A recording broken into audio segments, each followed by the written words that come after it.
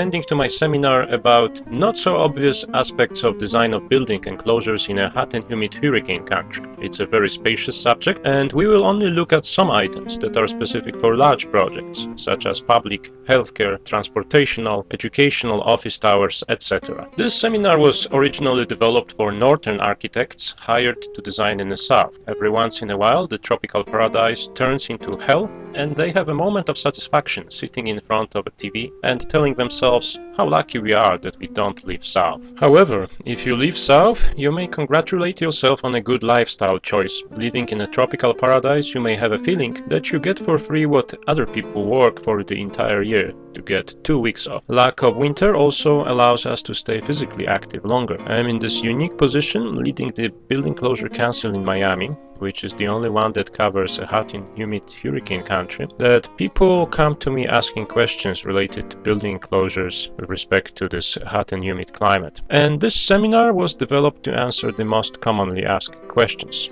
If you are familiar with Joe Stibrook's writings, you would recognize that letting Northerners design buildings in the South is a #1 on the top 10 list of stupid things to do in the South. The purpose of this seminar is to reduce this handicap. However, don't expect too much. There is only so much that can be learned in 1 hour. Some consolation may be offered by the fact that having Southerners design in the North is even worse. So, how do you know whether your project is located in a hot and humid climate? There are several different climate classifications. These classifications were originally intended to pigeonhole the climates. The distribution is similar to the high wind map we are going to talk later about, because the same hygrothermal phenomena is responsible for both symptoms. Generally speaking, a good threshold to use for hot climates is above 2600 cooling degree days and above. Many scientists are willing to spend their entire life arguing about the superiority of one classification over another, but these days they are mostly irrelevant because we can use increasingly user-friendly computer software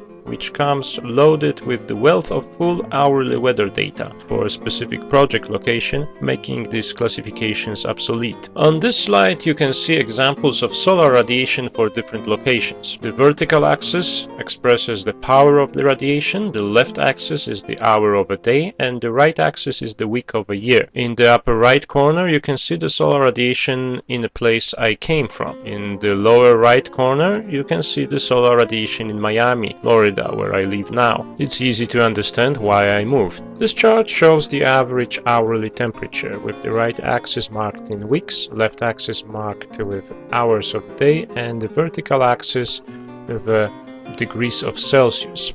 We can see the diurnal and annual temperature stays fairly even thanks to the influence of the Gulf Stream. This chart shows the hourly temperatures in Gdańsk, Poland, where I came from. The annual temperature differences are mild, which is typical for majority of regions worldwide, but certainly larger than in Florida. Due to the northern latitude, you can see the differences in the average temperatures. The hottest days in the summer are roughly as hot as the coldest day in the winter in Miami. This is the chart illustrating average hourly humidity in Miami, Florida. The air humidity is high due to over 60 inches of annual rainfall that South Florida receives. The combination of high latent and sensible heat, which are the components responsible for making of the hot and humid climate, is less frequent than hot and arid climates. The chart shows the relative humidity oscillating around 80%. Can you imagine even higher humidity? High humidity is normally associated with a lower sensible heat. Well, this chart shows the relative humidity in the place where I grew up. The average is above 80%. And of course it's much colder. This chart illustrates the average hourly wind speed in Miami, Florida. The vertical axis is scaled in kilometers per hour, which would need to be divided by roughly 1.6 in order to arrive to miles per hour. In spite of the Gulf's region windy reputation, the average wind speed is oscillating around 10 miles per hour, which is very frustrating if you are a windsurfer. The wind is responsible for waves, therefore the water stays flat. It's amazing to see people bringing surfing boards on beaches in unreasonable expectations of any rideable waves. Another thing that you can clearly see from this chart is that the wind velocity is generally higher in the day than during the night. This is true under every latitude and longitude, and well understood by people who deal with wind frequently, like pilots and sailors. Now that we are familiar with the basic meteorological indices, we may ask, what kind of phenomena should we expect in a hot, humid and hurricane-prone regions? Of course, the answer is contained in a question. We should expect hurricanes. Within the US, the hot and humid climate is typically associated with the perils of hurricane and storm surges. However, some perils may overlap. Here are 4 maps illustrating perils of earthquakes, hurricanes, floods, and wildfires. You may notice that Carolinas are exposed to both earthquakes and hurricanes.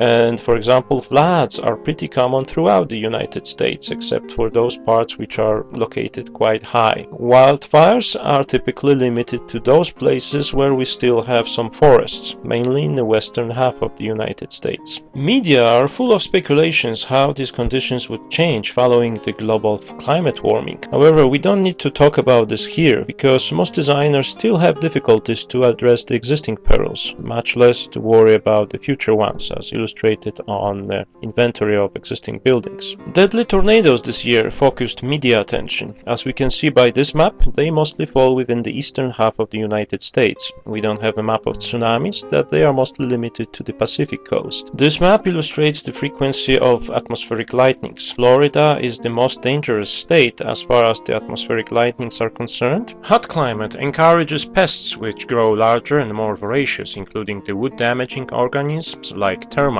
These maps also somehow correlate with the people's behavior. High crime, low education, and poor health can be correlated to the geography, as illustrated by the US Census and some independent research studies. Also, your chances of getting understood are dramatically lower in the south than in the north. This may explain why, surprisingly enough, the South ranks at the bottom of the best places to live ranking. The good news is that we don't have to worry much about the snow loads and accompanying disturbances. Now that we know what to expect from the Mother Nature and people, we are better prepared to design a building enclosure. Here is the list of several adversary forces that building enclosures, generally treated as a shelter protecting the occupants from the environment, should control. This subject is described at length in my other seminar titled General Principles of Building Enclosure Design. However, we return to the basics in every other seminar, both system and aspect related, because they are relevant. Today we are going to talk about items most overlooked by designers, and incidentally these are the same aspects that seem to be most obvious. The general awareness level may be attributed to the commercial ratio of the information intake of the average individual. Perils may be underserved by general media if their education is associated with less reward in the marketplace. This is the case with floods, which insurance offers less incentive to underwriters than winds. Objects propelled by the wind are more dangerous than the wind itself, and the flood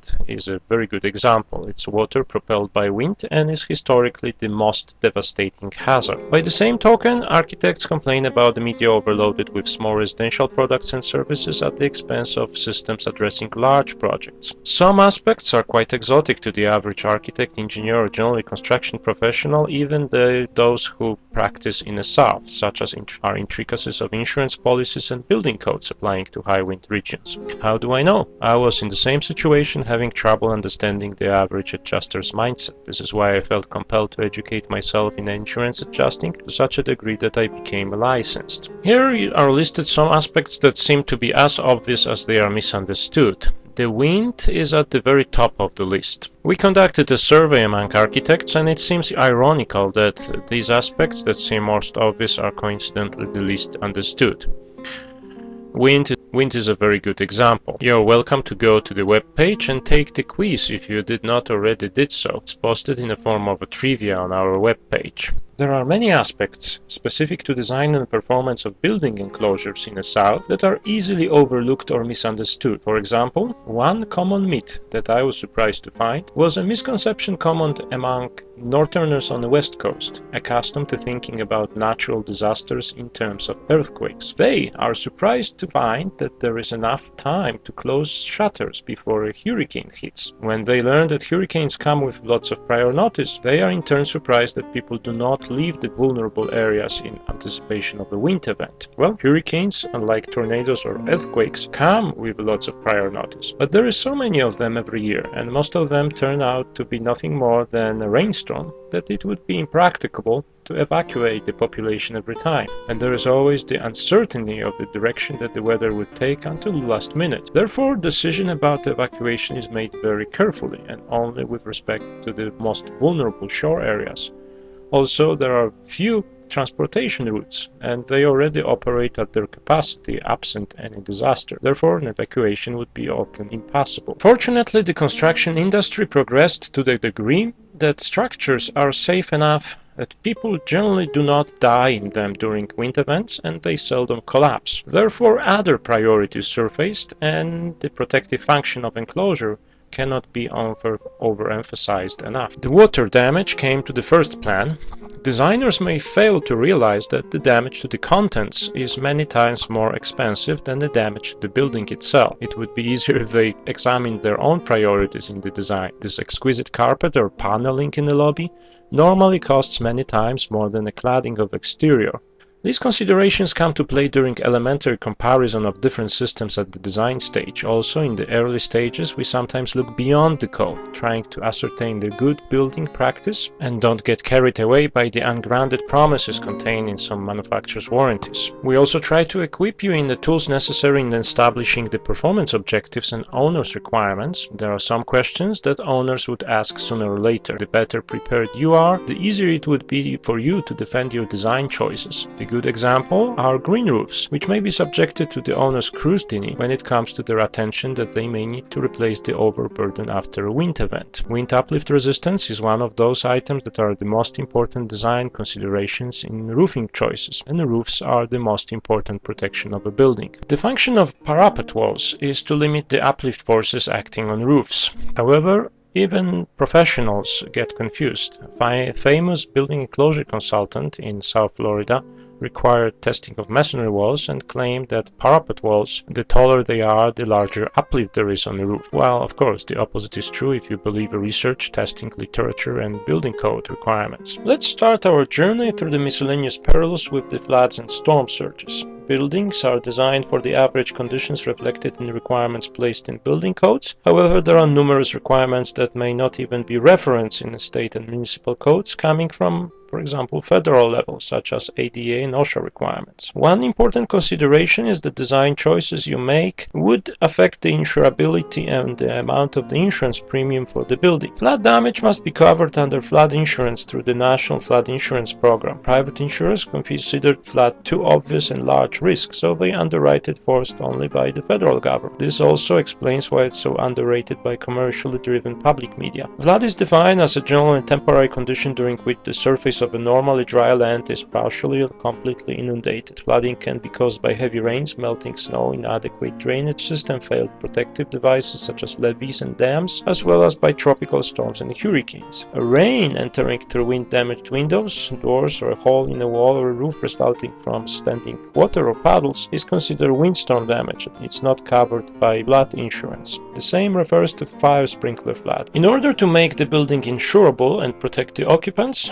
the building has to comply with the FEMA requirements. Floods may be described as acts of God, but their locations are fairly predictable. Florida is a big swamp, so it's easy to anticipate that it's going to get flooded from time to time. On the left hand, you will notice typical designations of flood hazard areas, which you need to find examining a flood hazard map early in the design process. Those maps are available online from FEMA, free of charge. You can use the link provided on our webpage. Just type the address of the project and get the flood map on your computer screen. On the right side of the slide, you see the table designating the flood resistance classification to materials. Both come from National Flood Insurance Program. Here is an example of a typical map of this kind which you can download from FEMA. Historically, the most devastating aspect of hurricanes is water propelled by wind as opposed to the wind pressure itself. Once we determine that the project is located in a flood hazard area, we have two alternative methods that we can use to design a building, either wet or dry.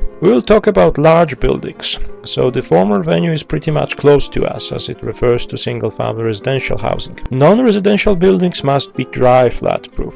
I wrote a flat design manual available free of charge on our webpage where this subject is further explored. What the wet flat-proofing means is that some areas of a building are made sacrificial. Dry flat-proofing means that we won't allow any portion of the interior to be inundated. Here you can see the storm categories tied to the water surge. This is an example of a building which was designed with violation of the flat-proofing requirements. This is the picture of the facade with the base flat elevation and storm surge levels corresponding to wind speeds on the left hand. The lowest occupied floor level is located below not only the flat-proof design elevation, but below the base flat elevation. The building was designed in 1983 and subsequent to redesign in 1998. Federal dry flat-proofing requirements are much older, dating back decades ago. The trouble is that most architects never heard of them. The building is located right on the Atlantic beach near Miami. The entire ground floor is occupied with a program that cannot be easily moved elsewhere. How to remedially dry flat-proof such a building? The enclosure would need to be essentially watertight and strong enough to resist waves and impact of floating debris, not mentioning other requirements such as anchoring the building to resist flotation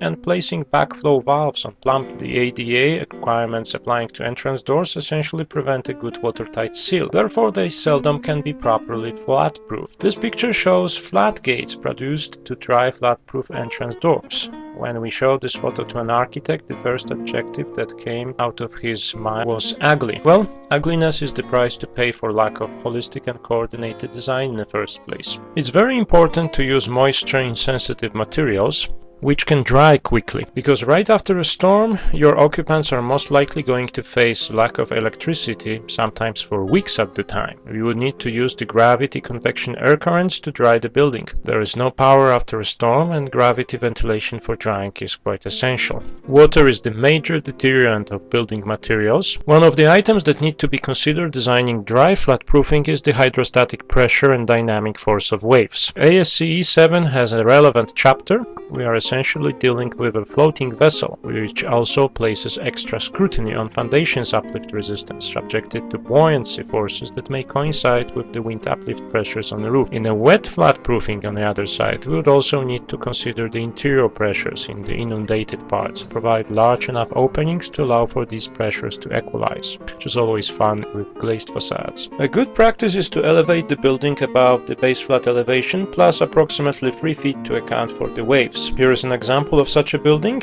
Actually, it's my former office in Plantation, Florida. The entire ground floor, this otherwise very attractive and expensive space at the street front level, is used as a parking garage, even though there is abundant parking space around. Here is another interesting building from New Orleans, Louisiana, designed honoring the local climate considerations with a tall pedestal and abundant shades, horizontal overhangs and dense vertical fins clad with limestone that provide shading in this high solar heat gain environment, the subject we are going to talk about in a minute. It's an early example of a modern architecture honoring the regional specifics. As I mentioned earlier, there is a flat-proof design manual I wrote and it's available free of charge on our webpage for those interested in more information on the subject. If you live south, you probably noticed that after a torrential rain, the average parking lot is flooded. This is where the 60 inches of rain we get annually in South Florida get distributed in short flashes. This water needs to go somewhere, and it's important to design with those flash torrential rains in mind. The code requires overflows, and they may seriously mess up the architecture if not coordinated in design before the construction. What comes to mind is the recent airport project, where overflows are missing at the airport terminal with tall parapet walls surrounding the roofs. A bunch of fallen leaves or some debris and forgotten tarp perhaps may cause the overloading of the roof structures. Large front scuppers and downspouts need to be awkwardly placed in front of an otherwise beautiful facade in order to comply with the code. Majority of damage is consequential as opposed to direct. There is a shopping mall near New Orleans, Louisiana, which comes to mind as an example. It's an ordinary mall like many others with several anchor stores, Target, Sears, JCPenney, etc., with its own police stations. Katrina has not damaged the building, but people did. Looters storming a jewelry store got frustrated and set the shop on fire, and firefighters were fended off with gunfire. Part of the mall burned down while the other was flooded with sprinklers before they were shut down 2 weeks later. Apart from that, the mall would open the same week, as opposed to 3 years later, as it actually did. Many aspects are overlooked in peaceful times, and preparation is important, understanding of the risk and prioritization of hazards.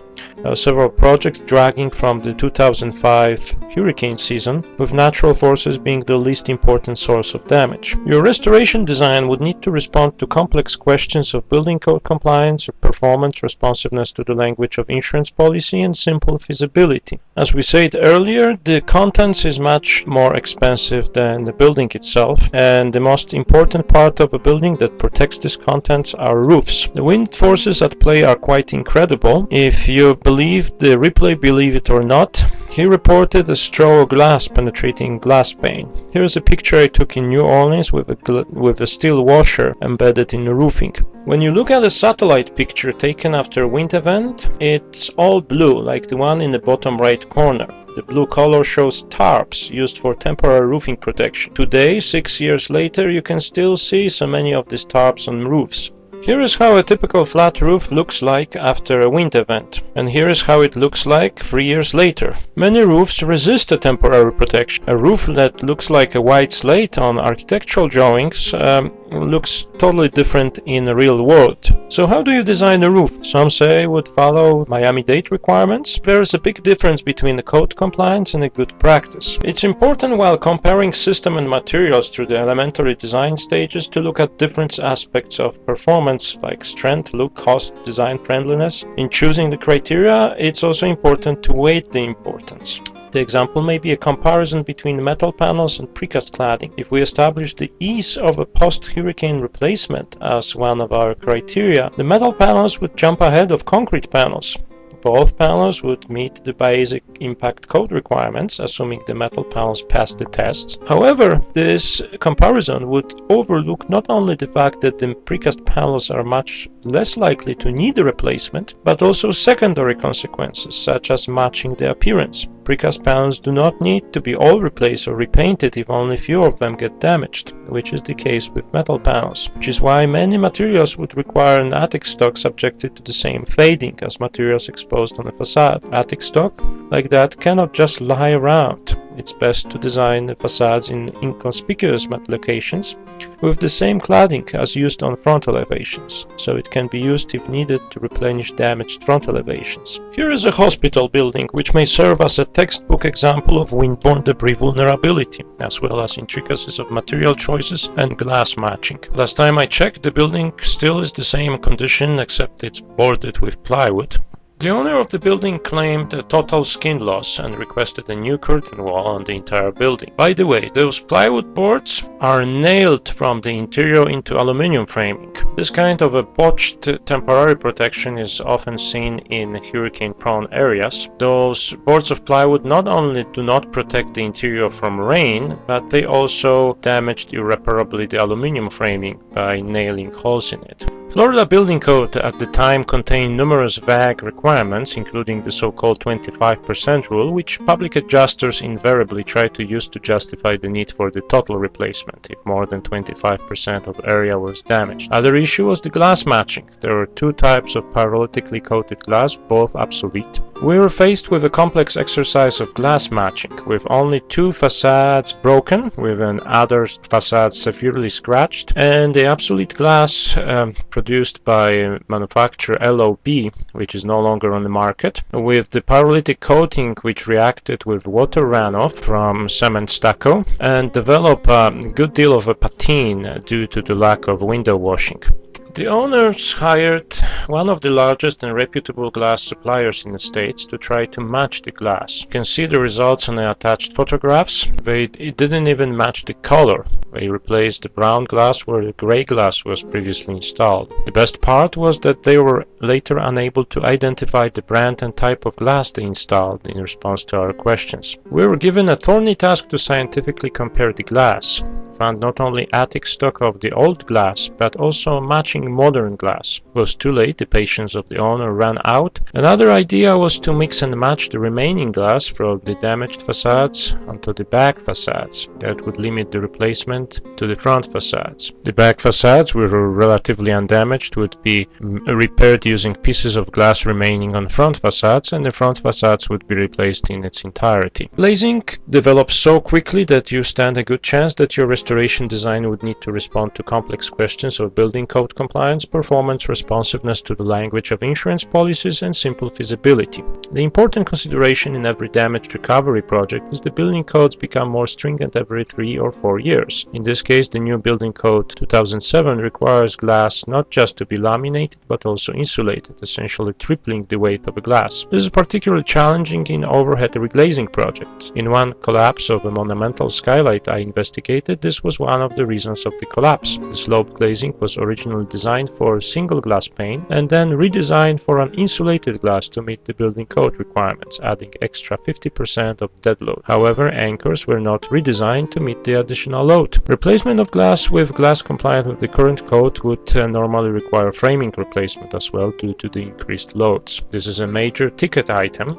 and you can expect major delays and going back and forth with the insurance adjuster. Let's talk about some other aspects of post-hurricane recovery. Some materials may be allowed but are not necessarily recommended. Materials like roof tiles or green roofs, which are allowed for political reasons, may not necessarily constitute a good practice. A tile roof is allowed in hurricane regions for its Mediterranean aesthetics. Roof tiles are nailed or cemented in place to comply with roofing application standards of Florida Building Code. However, they are not only brittle and easily fragmented, but also impossible to properly attach in many architectural applications. As a result, they constitute a serious safety threat to the public. In my experience, the broken tiles next to coconuts are the two most common projectiles absent any wind events. This picture I took 4 years after a hurricane. Needless to say, cement, ceramic, and slate tiles should not be used or should be substituted with metal tiles, which offer similar aesthetics. On this slide we see other common questions and answers. Among the most important misconceptions are the reliance on the electrical power in sensing, resisting, and protecting a building. It seems to be a self-defeating concept because in case of wind event, the power is generally lost. Locating a generator or generally an electrical vault below the flood design level would eliminate the emergency power as well in case of a storm surge. Almost all common operable openings of building enclosures can only resist the wind pressure and impact if they are in closed position as opposed to open or slightly open. Therefore, the use of power-actuated windows, heat exhaust, dampers, and other openings in building enclosures which rely on electrical power to sense the high wind and close to opening gates may render them inoperable and cause their damage and building pressurization. Actually, after the relatively benign 2005 hurricane season in South Florida, majority of fenestration damage I saw investigated hurricane damage were sliding glazed doors which were left open by occupants and they were distorted by wind in this position. Building codes become more stringent as time passes, therefore the recovery of a damaged building typically needs to meet more stringent requirements than the original construction. This introduces us to the intricacies of insurance adjustment. Let us imagine that you are an architect hired to design such recovery, and let us illustrate it on a real-life example. The subject is a large shopping mall which was partially destroyed during Hurricane Katrina. The building was built and subsequently expanded by additions, renovations, and alterations in different years. Therefore, each part of the building complies with a different building code version. Fragments of building would be repaired, allowing for like-kind repair up to the original code requirements, while those which are substantially damaged would need to comply with the current building code. Also, the owners need changed over time, and they use this as an opportunity to alter large part of the destroyed building. These alterations would need to meet the current building code. Let us assume the building was insured to provide partial indemnity to the ownership.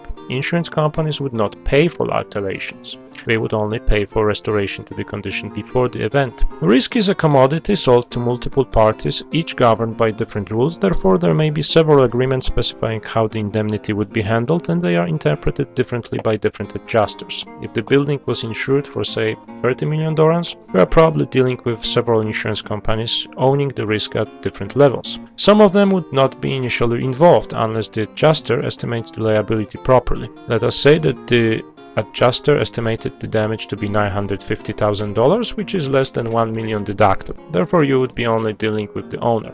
Then the second estimate would be $2 million, and the primary insured would become involved, which in his policy excluded code compliance. or at least this is how his adjuster interprets the rules. You will need to prepare a second set of construction documentation and send to bids just to estimate the hypothetical case how much would it cost to rebuild the building to the original codes. Then the estimate would come above, let's say, $5 million, and excess insurance would become involved. Let's say this insurer's interpretation of the policy would allow code compliance as necessary to rebuild the structure.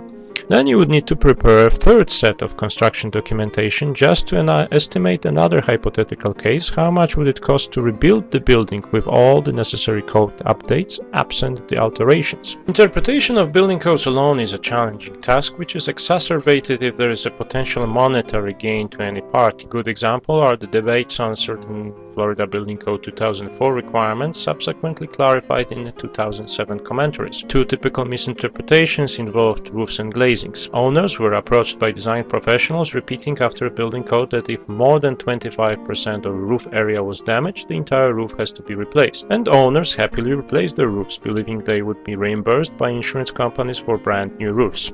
Let's imagine a large condominium project covered by fragmented roofs, favorite among architects. Each building is covered by several small roofs, and many of them sustain minor damage. Let's say there is 10 roofs and several tiles are cracked or missing on 3 of them. The insurers denied these claims, quoting the definition of the roof as a contiguous and terminated by an eave on the same level. Therefore, each separate section of the fragmented roof would need to individually meet the 25% damage criteria. Another interesting misconception was the glazing replacement. Code was interpreted to require replacement of both glass and framing if a glass pane was damaged. Sounds like a good deal. If you have a scratched glass, you would get a brand new curtain wall, and many public adjusters and lawyers jumped on this opportunity. The interesting thing is that court judgments generally run against this common sense, which was later clarified by the subsequent building code issue. Therefore, many owners of the scratched glass actually received brand new glazing. I investigated some of these cases, and the frustrating part was that many of these scratches turned out to be just the dirt on the glass that was never washed. More interestingly, some of this dirt actually was on the interior side of glass. This did not stop public adjusters from claiming they are hurricane damage.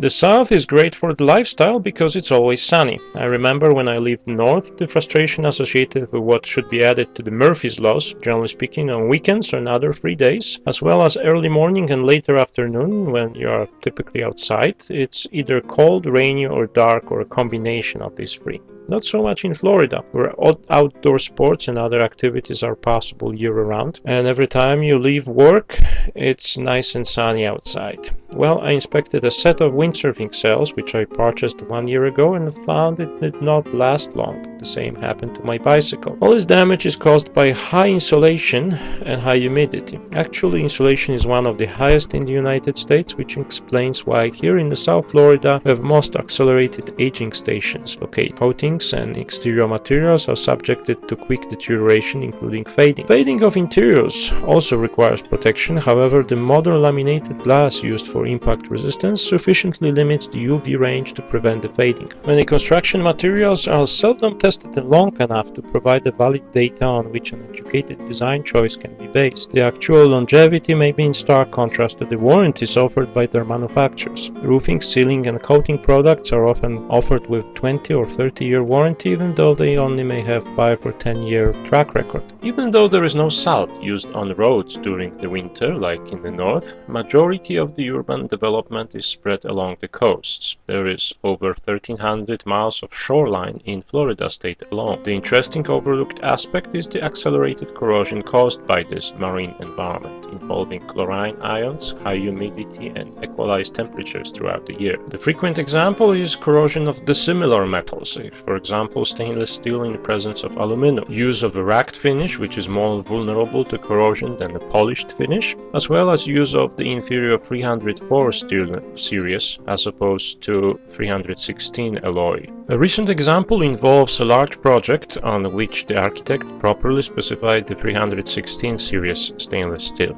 However, the installer came back and asked for substitution with the inferior 304. At the time, the construction administrator did not quite remember why 316 was specified, but the owner wisely asked us before the decision was made. We responded the 304 would rust in the marine environment, creating ugly streaks. Therefore, the request for substitution was rejected.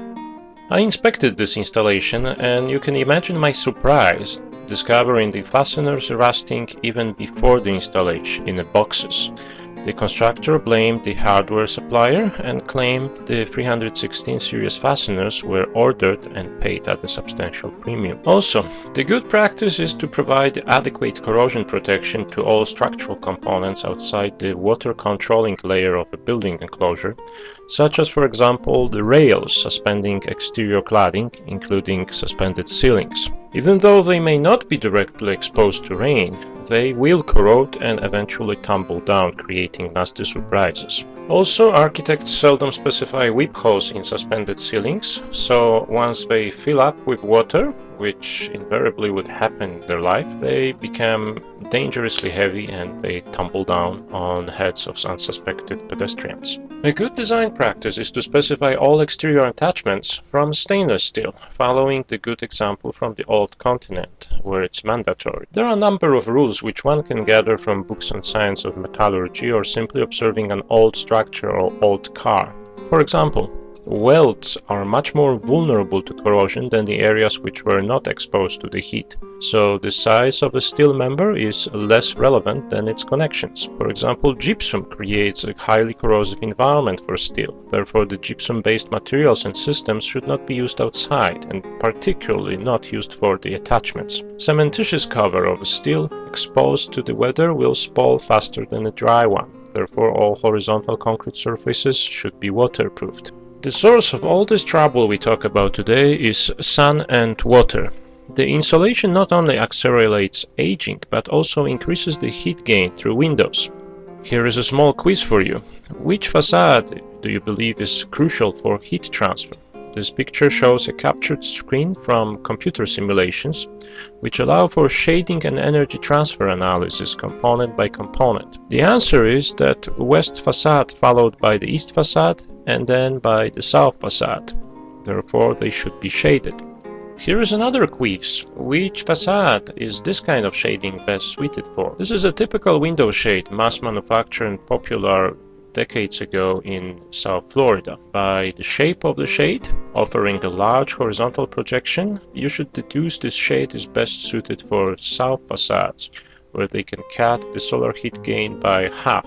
This kind of overhang would allow you to use a very transparent glass to light the interiors better. Two facades that are challenging to shade are east and west because of the low sun elevation, so they are best addressed by operable exterior shades. The principle is to allow as much ambient light as possible into the building interior while preventing rays of sun from hitting the glass directly anywhere near occupants, in order to avoid the greenhouse effect and the associated discomfort. What is the reason why shades should be on exterior side? Shades absorb the heat, and the removal of this heat otherwise adds to the cooling peak and threatens the comfort of the occupants. The interior shade can heat up well above 100 degrees Fahrenheit. Imagine sitting next to such a radiant furnace, and also imagine paying the energy bill every month. This is all easily mitigated by placing shades on the correct side of the wall. Correct meaning exterior. Here is an example from Warsaw, Poland. We designed an elaborate system of shades in order to protect the building interiors from the direct sun rays, while allowing as much as possible ambient indirect light inside. If you travel a lot, you probably noticed that the poorer the society, the more people tend to carry gold jewelry and other shiny and expensive objects around in order to demonstrate the social status. Some may not even afford such a luxury as a refrigerator, but they must still carry gold chains around their necks and expensive watches. Translated into buildings, it means the weaker the society, the larger and shinier skyscrapers it must produce in order to prove otherwise. Therefore, to cater to those tastes, modern architecture tends to oversize the windows. The building code asks for minimum window-to-floor ratio 8%, but this is seldom seen anymore. Today, architects design buildings which are overglazed.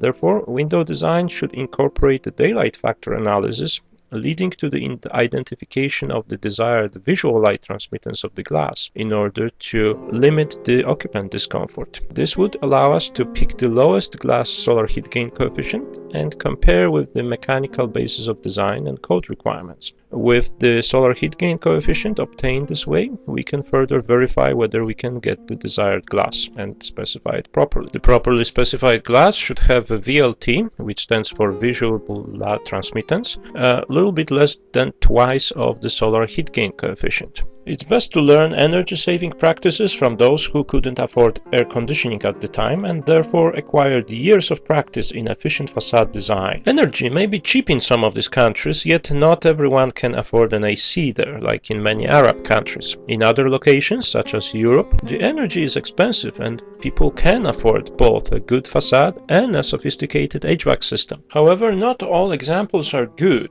Here is an example from Dubai, United Arab Emirates, which has the same latitude as Miami, Florida, but it's positioned on the other side of the globe. It's so hot that they have to refrigerate sand on a beach so people can walk from a bar to water, and they sweat while swimming in the bay. You can see the examples of construction, which are very similar to what we use in the north to get tomatoes and flowers in the middle of a winter. The subject of solar design is further explored in my article How to Design a Window, available on the webpage free of charge, as well as in the seminar about architectural glazing, which will be available on DVD soon. If you read the article about the solar glass design, you would find that I criticized the new Florida building code requirement for the insulated glass. In my opinion, the new requirement is not well funded. It's like making automotive glass insulative. You would trap more heat inside and melt more plastic, because heat cannot escape as easily as with a single glass, which is not insulated. I got a critical response from an architect who believed that I went a little bit too far in my criticism for the insulated glass. He wrote, "Surely you would not claim that double glazing with a low E coating on a second surface would cause more energy use in a building than a single glazing, would you?" Well, this was exactly what I meant. I was comparing the two code compliance states before and after the new regulation. Before, we had to use a low E laminated glass. Now we need to use a low E laminated and insulated glass.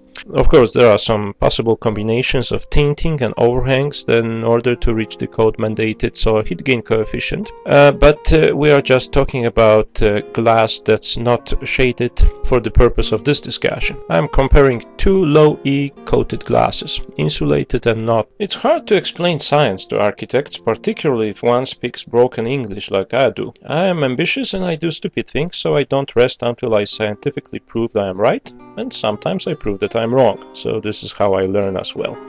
There are many different computer simulations and diagnostic tests that can be devised to prove or disprove almost anything. This case was no different. Since it was just my intuitive understanding, I set up an experiment. We had two identical pieces of a low E-coated glass, one laminated and insulated, and the other just laminate. Both of them were coated with the same high-performance low E coating coming from a famous manufacturer. We also had a styrofoam box. Scientists sometimes call this device a calorimeter. Ordinary people call it a cooler. I placed each of them on top of a cooler box and left in the sun for 10 minutes. Then swapped with the other, waited 10 minutes and swapped the pieces of glass again, and so on. I inserted a mid thermometer in the box. Edges were taped with a blue painter's tape, and the air movement was monitored, so with the exterior air being practically still. We measured surface temperatures during each swap with pyrometer, and you probably guessed the results. Once the temperature stabilized and the box reached equilibrium, the ambient temperature in the box increased 2 degrees Fahrenheit after an insulated glass unit was installed, and dropped the same 2 degrees Fahrenheit after a single glass was installed. The insulated glass caused also approximately 20 degrees higher surface temperature of the black bottom of the box. So, using the analogy with a car, the interior surfaces in your car would be comparatively 20 degrees hotter if the windows were insulated. It would take your air conditioning quite a time and extra energy to remove. Well, let's move on. Sun and water attract not only shady individuals and retirees. Another aspect of the South is lack of the cold winter, which allows the larger variety of flora and fauna, with popular pests such as rodents, termites, ants, spiders, snakes, nuisance birds, and reptiles. As a general rule, they grow larger than in the north, with some lizards exceeding 20 feet in length, and they are more voracious, with the subterranean termite the primary example. Mother Nature tries to reclaim its turf by whatever means possible. We had a quiz, and we asked architects whether termites damage pressure-treated wood. What do you think? Well, it sounds like The reason we treat lumber is to prevent bags from eating it. Only 2/3 of respondents gave a correct answer. Well, perhaps the pressure-treated wood is not the first choice, but termites still bite. It's a little bit like with a car alarm. If you have an alarm, you just increase the chance that the thief would pick someone else's car. But they may still steal yours if they have no other choice. Here is a picture of a flat roofing deck that collapsed under my feet during one of my inspections in Miami. Wood-damaging organisms require fumigation by tenting entire structures, which is only practical in small and middle-sized buildings. Therefore, lumber should be avoided in larger buildings. Nuisance birds are particularly fond of miscellaneous architectural features such as dead spaces above suspended ceilings and inaccessible terraces, as well as, generally speaking, a metal cladding with open gaps. Here I'm holding in my hand a gypsum wallboard removed from a building undergoing renovation in Miami, Florida. You probably noticed that the paper facing of the board is eaten out by pests, which shows that the cellulose-based materials may not be a primary choice for your building materials. Dealing with these adversary forces acting on building enclosures is also addressed in other seminars, including the Principles of Facade Design, available on DVD. Cultural and educational differences are not immediately apparent unless you move from one place to another or study statistics. We are going to talk here also on the basis of some specific examples, in spite of the risk of stereotyping, so it's important to keep our minds open and avoid any prejudice. Construction sector is a tough business, but even the insiders are quite shocked when they deal with the realities of the South.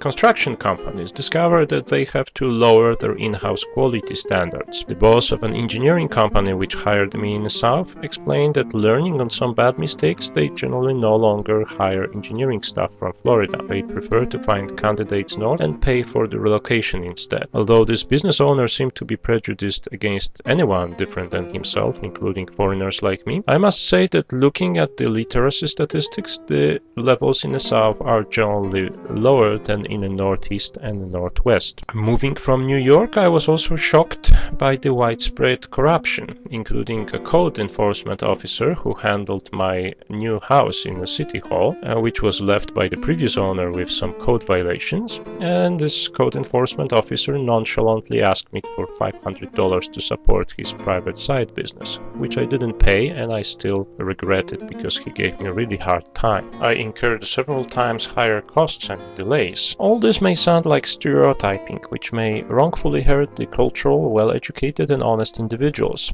So it's important to keep in mind that this is just statistics, which should help you in making general decisions, not assessing individual cases. The ranking of most literate cities conducted by the Central Connecticut State University reads like a geography map, with southern cities generally occupying the lower half of the rank. For an average foreigner, the additional scholastic contrast is quite shocking.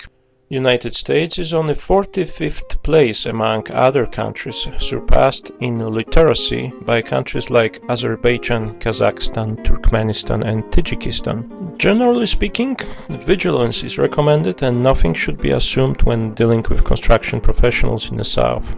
Moving on, changing the subject again, we are going to talk about hygrothermal aspects and differences of climates. We already saw the chart illustrating the high air humidity in spite of the relatively high temperature. It's high due to the over 60 inches of annual rainfall we receive here, for example, in South Florida. It may look similar to other places which receive annual precipitation in the range of 60 inches, but it's distributed very differently. The rain falls rapidly to make place to clear blue skies, while in, say, Washington State, it's the other way around. A visitor from the north is surprised by water condensing on the exterior side of windows, while in the north he or she was used to the mess forming inside. How do we remove this condensation? We remove it by the same means as the rainwater. We turn on our wipers, or just let it drain.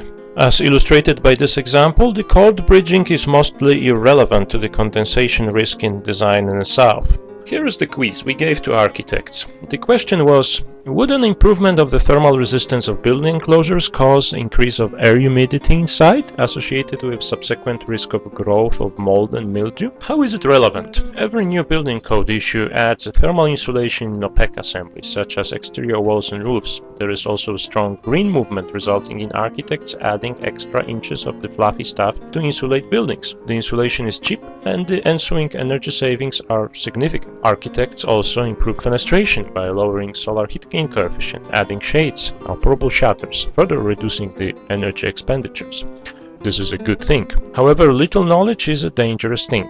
In a climate where an unconditioned exterior air stays in a comfortable range for over half a year, the average HVAC system in such a well-insulated and shaded building would not need to chill the air so often. This was the purpose of the whole exercise in the first place, to lower the energy use. The trouble is the air we admit from the exterior to ventilate the interior is very humid, as illustrated on this chart we saw before. This humidity is enough to wreak havoc with our expensive interiors and to damage the stuff we keep there, leading to sad discoveries such as a rotten Armani dress in a closet and a rusted bicycle in a hallway. This is why we have air-conditioned storages warehouses in the south, in order to dehumidify the air. This is also exacerbated by the tendency of mechanical engineers to distrust architects and subsequently to oversize the cooling systems. Oversized system works even less often. So the high air humidity, which in air-conditioned spaces is otherwise lowered by condensation on an evaporator coil, is capable of damaging building materials otherwise. In a built-air, well-insulated building doesn't need so much cooling, but it desperately needs dehumidification to remove the excess moisture from the ventilation air. The trouble with the dehumidification is that it costs more than cooling, because the process is typically composed of both heating and cooling. So the unintended consequence of making our buildings more energy efficient is the rotten content. I took this picture in a residential building in Coconut Grove next to Miami, Florida. It was exposed to elevated air moisture levels, sufficient to cause a spontaneous growth of mold and mildew on all surfaces. Well, only 44% of the respondents gave the correct answer to the question. While the average designer coming from the north is preoccupied with the condensation and cold bridging, these worries are seldom relevant to this design in the south, as illustrated by this example of cart windshield. However, the south deals with the condensation problems of its own, mainly due to the poor mechanical coordination. This is an example from forensic practice, less perhaps interested from design perspective, but useful for illustration of the principle. Occupants of the condominium units complain about rainwater damage on their entrance doors. These doors were facing the centrally located interior corridor in a 20-story tall residential tower, and there were 200 of them. This is not a location you often see rain often. We noticed the interior corridors were served by a separate air conditioning system working around the clock, chilling those still fire-rated doors in the demising partitions, while the condos were mainly occupied by absentee owners, who are called the Florida Whitebirds, who leave for the entire summer, leaving their air conditioning switched off. The interiors of these condos were practically open to the exterior hot and humid air due to the unsophisticated choice of architectural enclosure systems. Therefore, the hot and moist air condensed on the doors. Please note the two components of this perfect storm: the poor architecture of the building enclosure, allowing the hot and humid air inside, and the lack of coordination with the mechanical system. This is pretty typical, and this is why we quoted this example.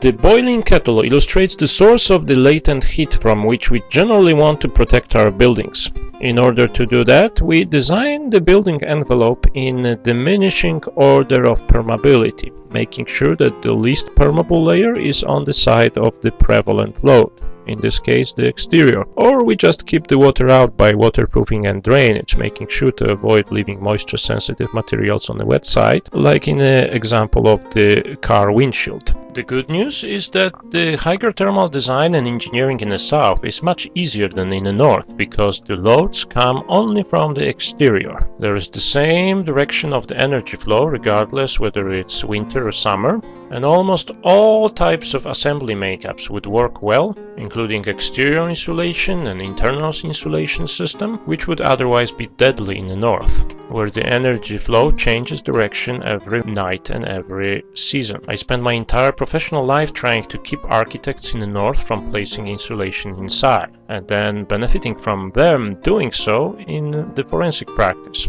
However, insulation can be placed inside in the south, and this is actually the right place to place it. As long as we don't place any vapor retarding layer on the interior side of this insulation. Ironically, the vapor barrier is used on the wrong side of the wall in approximately 50% of the drawing sets that I see. If you go to your average home improvement store in the south, you are going to be offered wall insulation with the vapor retarding facing, which should not be offered for sale here. The vapor retarder was invented in the northern mixed climates to protect the improperly placed interior insulation from the latent loads coming from the interior in the cold season and in the middle of the night. However, understandable may be the temptation to place the insulation on the interior in the north, where it's protected from the rain. Placing a vapor retarder in the south on the interior side doesn't make any sense at all. In some cases, it may be attributed to lack of coordination between the interior design and exterior design, like in the case of vinyl wallpaper, which serves as effectively as a vapor retarder. Here is a textbook example of the CBS system popular in Florida, where CBS stands for concrete block and stucco, and this is how the system is built. Please note the vapor retarder illustrated here. Many architects in the south strongly believe the vapor retarder should be placed there, and they wouldn't be convinced by the science. The funny thing is, this belief was also reflected in the building code until recently, prompting jokes by building scientists about the northerners winning the Civil War and influencing building practices in the south this way. Here is a real-life example, a section designed through a sloped roof.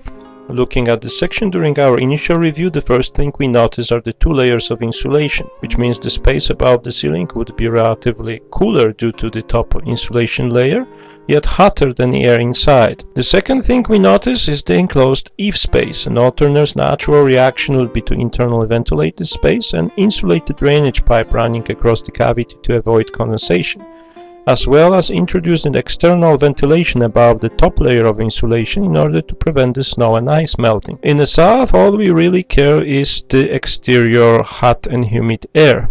If the hot and humid air would enter the space above the ceiling, it would condense and cause water damage. Also, a cooler space would become a welcoming place for pests, which would otherwise be controlled by the heat in the traditional configuration lacking the upper insulation layer. Imagine some other ways to spoil the detail. The eave vents, which were until recently mandatory by code, would spoil this detail, causing also pressurization of the building in case of a wind event. Let's imagine a roofing flashing, featuring an open gap between a flashing and counter-flashing to allow for the differential thermal movement. Such a gap would introduce the exterior air and bags in the cavity. Another way would be to add a popular roof vent. Yet another way is to scrap the choice of materials. Imagine this roof covered by the popular asphalt shingles.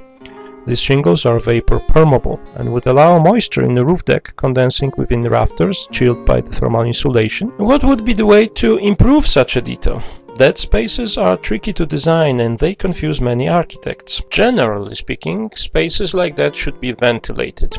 The ventilation to the interior would allow for improved moisture removal by the air conditioning, but also the energy usage would increase, unfortunately. Opening, on the other hand, such dead spaces to the exterior could reduce the recurring energy expenditures and help in the periodic maintenance depending on the type of installations placed in a space. This is where large projects differ from the small residential construction, depending on the type of installation placed in a space. For example, air conditioning ducts and plenums generally should be insulated and placed in conditioned spaces. This is not the case in this example, and the space below the suspended ceiling actually alternates between conditioned interior space and exterior space along this section. Placing an impermeable, internally insulated and structurally sound partition separating that space from the interior would be the right way to do it in the south.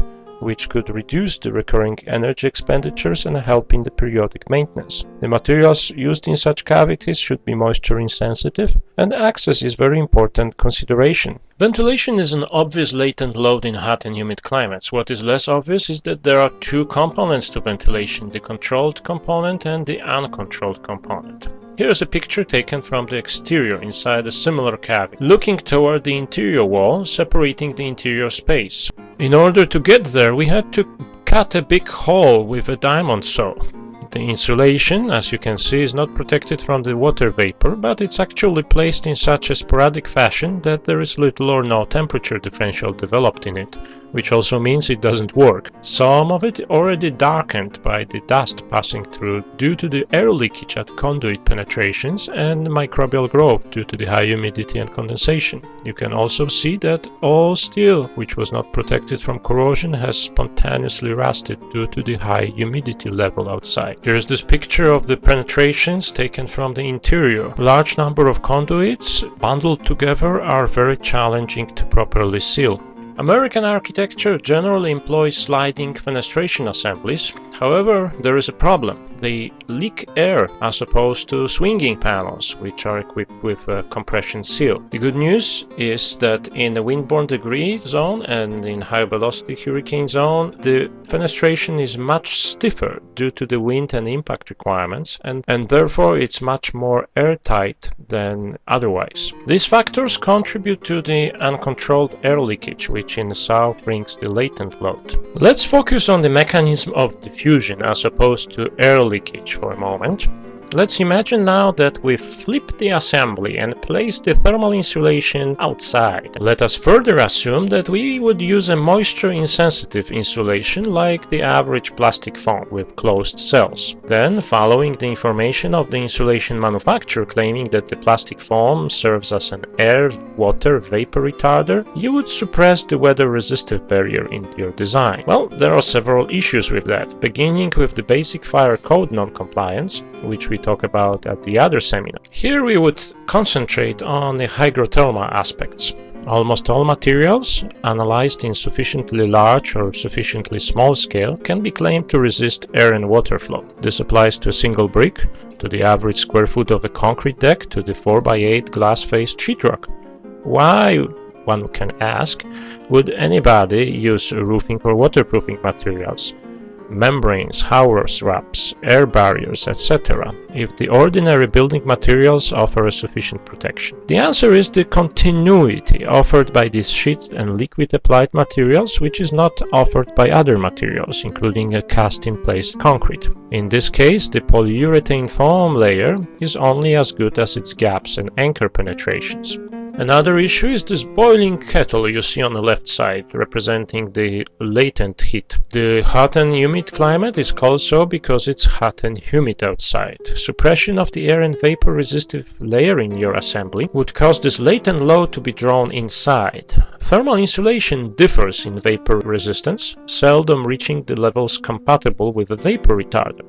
In this case, the plastic foam had permeability 1.82 perms per inch, which is among the best you can achieve with thermal insulation. What does it mean? First, it does not belong to vapor retarders, which are defined as materials of permeability 1 perm or less, which is further discussed in our thermal engineering seminar. Second, 1 perm, defined as the rate of water vapor transfer through a material, means that 1 grain of water moves through the imaginary 1 square foot board assembly within 1 hour under a pressure differential of 1 inch of mercury. So how much water would move through this imaginary 1 square foot of uninterrupted continuous assembly we just discussed, if the foam is 3 inches thick? None, according to the architect, whose sketch we are using here without his permission, after removing all the potentially identifying marks. Here is the same assembly, analyzed by a building enclosure professional who came to some different conclusions. A simple multiplication says 1 grain of water would need 3 hours to get across the 3-inch thick foam assembly. How much water is it? It's approximately 1 full glass water every year, just from the single square foot of the assembly, including the permeability of gypsum sheeting. This water needs to be removed on evaporator coils, creating the additional load for the power plant. Removal of this latent load is more energy demanding than the lowering sensible load, as you can easily tell if you ever try to dry wet clothes. It's more expensive because you need to both heat and cool in order to remove the water. This is with the assumption of the ideal assembly without any unlikely discontinuities. Once the continuity of the layer was questioned, naturally, spray foam people claimed that the substrate would be capable to resist water and then water vapor. This is how the substrate looked like before the foam was applied. It's important to clarify the party responsible for achieving certain criteria by placing the performance requirements in its specifications. In this case, every trade on the job thought that somebody else would be responsible for air, water, and water vapor resistance, leading to this unfortunate misunderstanding. With the discontinuities, we not only strain the power plant to remove the water, but also we run the risk of internal condensation. The hot and humid air entering cracks would condense on the interior side of the thermal insulation, chilled below the dew point by the interior air conditioning. The low quality of building enclosures with respect to air tightness is why mold and mildew are much more prevalent in the south than in the north, in spite of the abundant energy delivered by the sun, which we would otherwise need in the north to mitigate the condensation. How can we prevent it? Well, again, we would need to use some fossil fuels to offset the errors of the architecture. Remember what is the PERM unit, the transfer by the water vapor pressure differential? We would need to offset this natural water vapor pressure by artificially positively pressurizing the building. There are many other factors pressurizing or depressurizing buildings, such as stack effect. The stack effect is coincidentally reversed in the south as opposed to the north. Well, the most powerful source of the pressurization of a building is the mechanical system and its building enclosure. We need to positively pressurize the building enclosure in order to prevent the condensation. Ironically, due to the lack of coordination between mechanical and architectural design, we typically shoot our own feet and use the pressurization against us. Negative air pressures in buildings located in hot and humid climates induce infiltration of hot and humid air via building enclosure. In some cases, buildings must be negatively pressurized for safety purposes. Examples include biomedical laboratories. These buildings require extra care in order to resist the air, water, and vapor pressure differential and condensation, and they are very challenging to design the building enclosure properly. Here's an example of a typical situation. The average components of an HVAC system work intermittently. Whenever the fans are not working, ducts connecting to the outside, such as the sanitary exhaust or fresh air intake, allow hot and humid air from the exterior to get inside and condense in a relatively cooler building. Also, the average large building has exhaust fans working continuously, while the supply may or may not work. Also, the sucking portion of the HVAC system is typically leaky and creates negative pressures in the interconnected cavities of building enclosures, causing the same effect whenever the fans work. The sucking portion, called the return air plenum, is very often designed by architects, and it should be no surprise that it's often malfunctioning, sucking not only wrong air from containing contaminants such as volatile components from the roofing or fumes from parking garages. The space above the suspended ceilings is typically used as a return air plenum, and therefore it's negatively pressurized, putting all the adjacent components of building enclosure under negative pressure. Some buildings, such as ports of entry, transportation hubs, and public buildings, may receive such a traffic that it would be impractical to pressurize them. Dealing with these adversary forces acting on building enclosures is also addressed in other seminars, including the Principles of Facade Design, available on DVD. Dealing with these adversary forces acting on building enclosures should resist the high winds. Virtual and real wind tunnel simulations help in design as well as in forensic investigations. Here is an example from the forensic practice. A high-rise building analyzed for winds coming from all directions at 45-degree angles to find areas vulnerable to damage by detached cement tiles coming from two sloped roofs above. The results corroborated with what we found in the field during our investigations. The pure wind pressure, although less dangerous than wind-borne projectiles, can still cause a serious damage in a process which is called the building pressurization. The construction community after the Hurricane Alicia in Texas in 1980s and Hurricane Andrew in 90s came to the realization that there is a certain phenomena occurring in the building inventory and identified the windborne debris and building pressurization as a major loophole in the building codes. All it took was a breakage of glass or breach of garage doors to render all structural calculations inadequate. Also, diagonal bracing was value engineered long time ago, therefore once the sheeting was gone, the framing was ready to collapse. And the subsequent rains finished the job. The good news is that the hydrothermal design and engineering in the south is much easier than in the north because the loads come only from the exterior. There is the same direction of the energy flow regardless whether it's winter or summer, and almost all types of assembly makeups would work well, including exterior insulation, and a breach in the positive side of a building enclosure caused by the impact would positively pressurize the building interior, which was previously slightly neutral. Pure wind pressure damage without impact is extremely rare. Framing historically never saw its full load, so it may be said that we wasted tons of perfectly good steel, wood and aluminum to build oversized frames, which never saw its design load because components collecting the load was long gone at the time. Because the pressurization of buildings also caused widespread damages to the interior partitions, instead of making enclosures stronger, we now protect the openings. And there are numerous code requirements associated with the protection of openings and testing standards.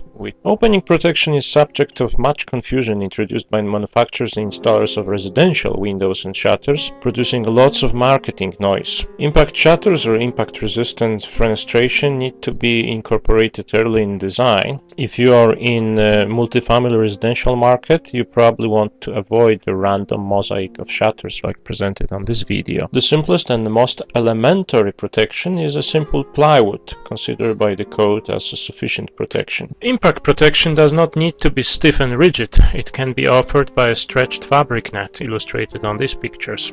Those who are interested in further information may reach for the Impact Design Manual, which I published free of charge and is available on the web page.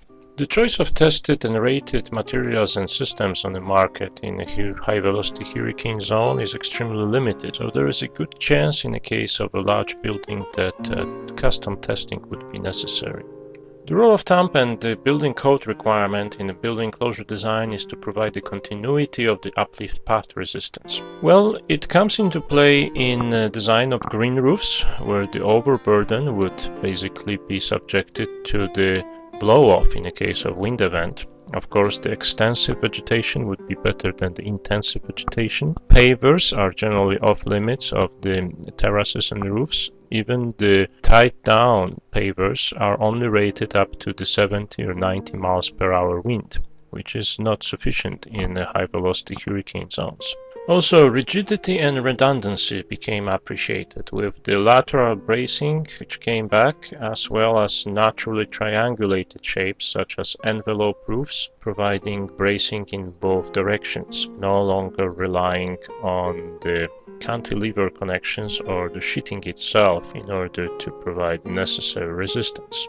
Roofing is the most important and the most vulnerable part of a building enclosure. Due to the large turnover of the inventory in the south, the durability promises and warranties should not be taken very seriously. Statistically, the average roof would be damaged by a hurricane and replaced at the insurance expense before the callback. The damages are paid even if there are underlying design and construction defects. Therefore, empty promises are a safe bet for roofing manufacturers and installers, not so much for owners and occupants. It's a good idea, therefore, to empirically test assemblies produced in a field, particularly if the system attachment relies on unverifiable factors, such as workmanship or product quality, or was installed in a manner differing from the laboratory testing presented as a proof of a system resistance.